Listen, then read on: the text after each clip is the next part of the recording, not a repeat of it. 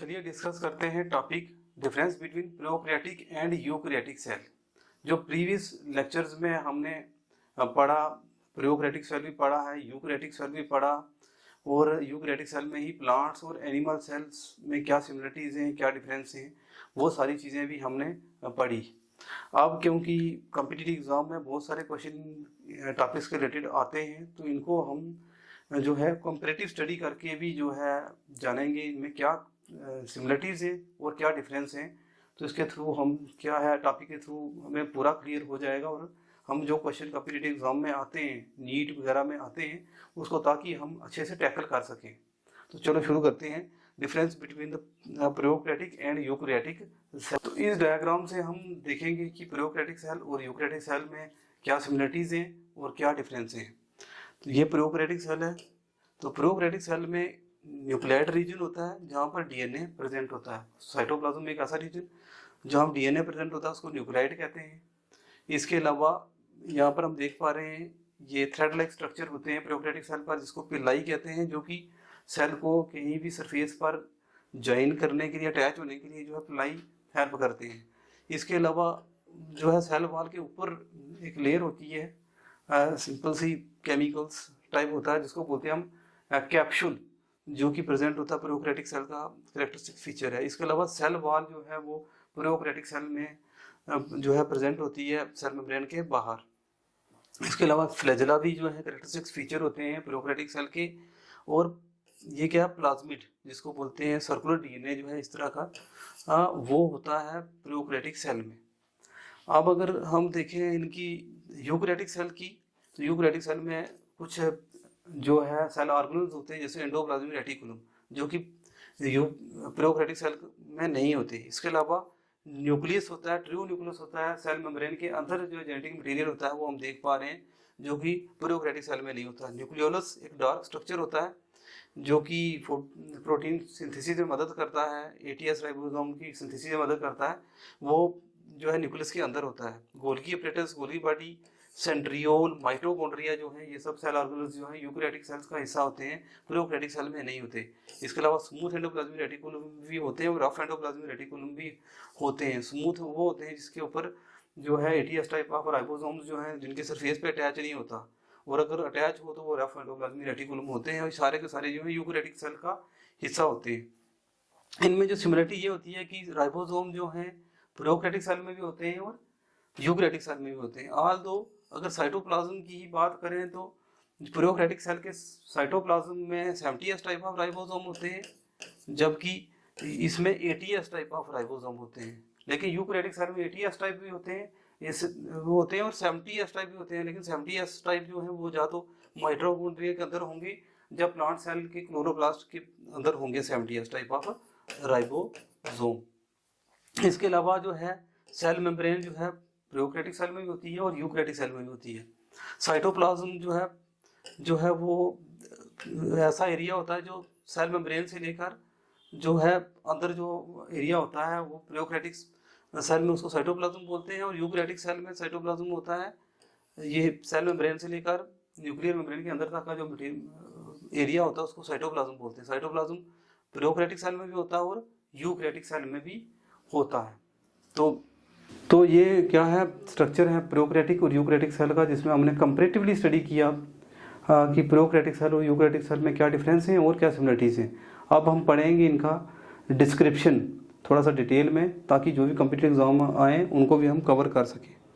हमने प्रोकैरियोटिक और eukaryotic cell का स्ट्रक्चर देखा, उसमें क्या सिमिलरिटीज़ हैं, उनमें क्या डिफरेंस हैं, वो हमने कंपैरेटिवली देखा। तो अब कोई भी क्वेश्चन, कोई पॉइंट छूटे ना, क्योंकि कॉम्पिटिटिव एग्जाम में इन जो टॉपिक्स में रिलेटेड बहुत सारे क्वेश्चन आते हैं, तो उसमें अब हम जो है ताकि हमारे नोट्स भी तैयार हो जाएं और कोई पॉइंट भी नहीं छूटे, तो 1 बाय 1 हम अब देखेंगे क्या डिफरेंस जो है वो प्रोकैरियोटिक और यूकैरियोटिक सेल में होते हैं। तो सबसे पहले जो हम देख पा रहे हैं वो है न्यूक्लियस। तो प्रोकैरियोटिक सेल में न्यूक्लियस जो है वो अब्सेंट होता है, पहली बात है न्यूक्लियस नहीं होता।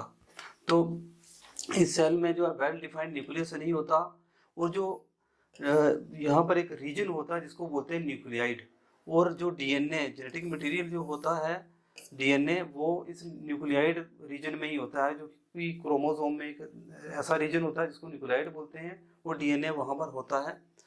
और ये जो यूकैरियोटिक सेल है, ये करेक्टरिस्टिक्स जो मेजर इसका करेक्टरिस्टिक फीचर है वो ये है कि इसमें ट्रू न्यूक्लियस होता है, इसमें न्यूक्लियस होता है और जो जेनेटिक मटेरियल हो न्यूक्लियर मेम्ब्रेन के अंदर इनक्लोज्ड होता है, जेनेटिक मटेरियल जो होता है। दूसरा जो डिफरेंस आता है मेम्ब्रेन बॉन्ड ऑर्गेनल, चाहे जो माइटोकॉन्ड्रिया हो, गोल्गी एपरेटस हो, एंडोप्लाज्मिक रेटिकुलम वगैरह हो, वो प्रोकैरियोटिक सेल में क्या होते हैं, नहीं होते, एब्सेंट होते हैं, जबकि जो है यूकैरियोटिक सेल में membrane bound cell organelles present होते हैं।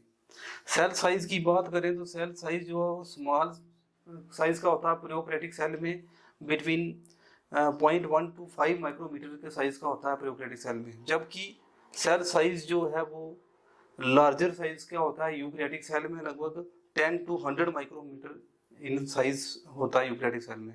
सेल स्ट्रक्चर की बात करें तो प्रोकैरियोटिक जो सेल होते हैं वो जो प्रोकैरियोट्स जो ऑर्गेनिजम्स होते हैं वो यूनिसेलुलर इन स्ट्रक्चर होते हैं, सिंगल सेल के बने होते हैं, जबकि जो यूकैरियोटिक सेल्स हैं वो मल्टी सेलुलर ऑर्गेनिजम्स होते हैं। यूजुअली कुछ जो हैं यूनिसेलुलर भी होते हैं, कुछ सिंगल सेल के भी होते हैं, जैसे कि पैरामीशियम हो गया, जो अमीबा वगैरह हो गया, तो यूनिसेलुलर भी होते हैं यूकैरियोट्स जो होते हैं। नेक्स्ट जो है डीएनए किस तरह का होता है? प्रोकैरियोटिक सेल में डीएनए जो है सर्कुलर, जिसको स्फेरिकल भी बोलते हैं, स्फेरिकल या सर्कुलर डीएनए होता है, जबकि जहां पर लीनियर डीएनए यूकैरियोटिक सेल में लीनियर डीएनए होता है। कम्प्लेक्सिटी की बात करें तो प्रोकैरियोटिक सेल जो है वो सिंपलर होते हैं, जबकि कम्प्लेक्स इन नेचर होते हैं, ज़्यादा कम्प्लेक्स होते हैं prokaryotic cell as compare to eukaryotic cell. इनका स्ट्रक्चर कम्प्लेक्स होता है, इसमें बहुत सारे सेल ऑर्गेनल्स होते हैं, ज़्यादा मल्टी फंक्शन यहाँ पर होते हैं। उसके अलावा क्या है, जो सेल वॉल है वो प्रोकैरियोटिक सेल में होता है, प्रेजेंट होता है, और ये बना होता है म्यूकोपेप्टाइड और पेप्टिडोग्लाइकेन का जो है ये बना होता है सेल वॉल, और प्रोकैरियोटिक सेल में क्या है, सेल वॉल होता है। जबकि जो यूकैरियोटिक सेल होता है इसमें सेल वॉल यूजली जो है वो एब्सेंट होता है, कुछ केसेस में जो है ये प्रेजेंट होता है, जैसे कि प्लांट्स में सेल वॉल प्रेजेंट होता है, यूकैरियोटिक सेल के प्लांट सेल में प्रेजेंट होता है और वो बना होता है सेलुलोज का। इसी तरीके से फंजाई में भी प्रेजेंट होता है और वो काइटिन का बना होता है। इसके अलावा पिलाई और फिम्ब्राई स्ट्रक्चर्स होते हैं जो कि सेल को अटैचमेंट करने के लिए सरफेस के साथ, किसी भी सरफेस के साथ मदद करते हैं। तो पिलाई एंड फिम्ब्री जो होते हैं वो प्रेजेंट होते हैं प्रोकैरियोटिक सेल में, और वो यूकैरियोटिक सेल में जो है वो क्या होते हैं, वो प्रेजेंट नहीं होते, एब्सेंट होते हैं। नेक्स्ट क्या होता है, माइटोकॉन्ड्रिया। तो माइटोकॉन्ड्रिया जो है टोटली जो है प्रोकैरियोटिक सेल में ये सेल ऑर्गेनल है, एब्सेंट होता है, और माइटोकॉन्ड्रिया की जगह कुछ रेस्पिरेटरी जो है एंजाइम्स होते हैं, वो सेल मेम्ब्रेन के इनर साइड होते हैं, एसोसिएटेड होते हैं इस तरीके से। तो ये रेस्पिरेशन में मदद करते हैं प्रोकैरियोटिक सेल में, जबकि माइटोकॉन्ड्रिया यहाँ पर नहीं होता प्रोकैरियोटिक सेल में, और यूकैरियोटिक सेल में माइटोकॉन्ड्रिया जो है वो प्रेजेंट होता है। राइबोसोम्स जो हैं वो 70s टाइप का राइबोसोम्स होते हैं प्रोकैरियोटिक सेल में। जो अगर हम साइटोप्लाज्म की बात करते हैं तो साइटोप्लाज्म ऑफ यूकैरियोटिक सेल में 80s टाइप ऑफ राइबोसोम्स होते हैं, लेकिन यूकैरियोटिक सेल में 70s टाइप ऑफ राइबोसोम्स भी होते हैं, लेकिन वो कहाँ होते हैं, इनसाइड माइटोकॉन्ड्रिया एंड क्लोरोप्लास्ट। और इनका साइज की बात करें तो राइबोसोम्स जो है प्रोकैरियोटिक सेल में स्मॉलर इन साइज होते हैं, और यूकैरियोटिक सेल में इनका साइज भी क्या होता है, बड़ा होता है, लार्जर होता है। शेप ऑफ डीएनए जैसे हमने देखा कि एक तो डबल स्ट्रैंडेड होता है डीएनए, लेकिन सर्कुलर होता है, ये भी डबल स्ट्रैंडेड होता है लेकिन लीनियर डीएनए होता है, जो कि हमने पढ़ा भी। प्लाज्मिड्स की बात करें तो यूजली जो है प्लाज्मिड जो है वो प्रोकैरियोटिक सेल का स्ट्रक्चर जो है हिस्सा होते हैं, कैरेक्टरिस्टिक फीचर है। और ये क्या प्लाज्मिड क्या होता है, एक सर्कुलर डीएनए जो कि स्पेशली जो है प्रोकैरियोटिक सेल में प्रेजेंट होता है। प्लाज्मिड जो है यूकैरियोटिक सेल्स में जो है रेयरली प्रेजेंट होता है, किसी में कुछ सेल्स में होता है ये। इसके अलावा जो है मोड ऑफ रिप्रोडक्शन जो है प्रोकैरियोटिक सेल में एसेक्सुअल होती है, जबकि यूकैरियोटिक सेल्स में जो है यूजुअली जो है वो मोस्ट कॉमन जो रिप्रोडक्शन होती है वो सेक्सुअल रिप्रोडक्शन होती है। सेल डिवीजन की बात करें तो बाइनरी फिशन से, ट्रांसडक्शन से, कंजुगेशन या ट्रांसफॉर्मेशन जो है ये प्रोसेस के थ्रू सेल डिवीजन होती है प्रोकैरियोटिक सेल में। और यूकैरियोटिक सेल में माइटोसिस से जो है सेल डिवीजन होती है, सेल डिवाइड करता है। फ्लैजेला जो है वो स्मॉलर इन साइज होता है इन प्रोकैरियोटिक सेल, जबकि जो फ्लैजेला प्रेजेंट होता है यूकैरियोटिक सेल में वो उसका साइज जो है वो लार्जर होता है, बड़ा साइज का होते हैं। ट्रांसलेशन और ट्रांसक्रिप्शन, ट्रांसलेशन हो गया प्रोटीन सिंथेसिस करना और ट्रांसक्रिप्शन हो गया डीएनए से जब आरएनए बनता है। तो ये प्रोसेस जो है ट्रांसलेशन, प्रोटीन सिंथेसिस होना और आरएनए बनना, वो दोनों के दोनों प्रोकैरियोटिक सेल में जो है साइटोप्लाज्म में ही होते हैं, इकट्ठे होते हैं।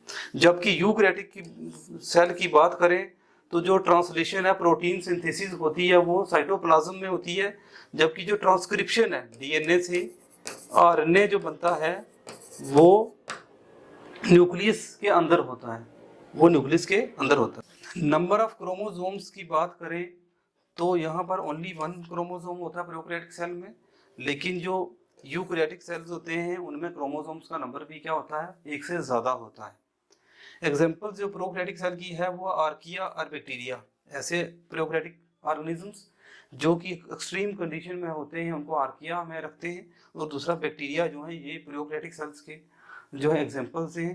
और यूकैरियोटिक सेल्स किस कौन कौन से एग्जाम्पल है, फंजाई, प्रोटिस्ट, एनिमल्स और प्लांट्स जो है यूकैरियोटिक सेल्स का हिस्सा है।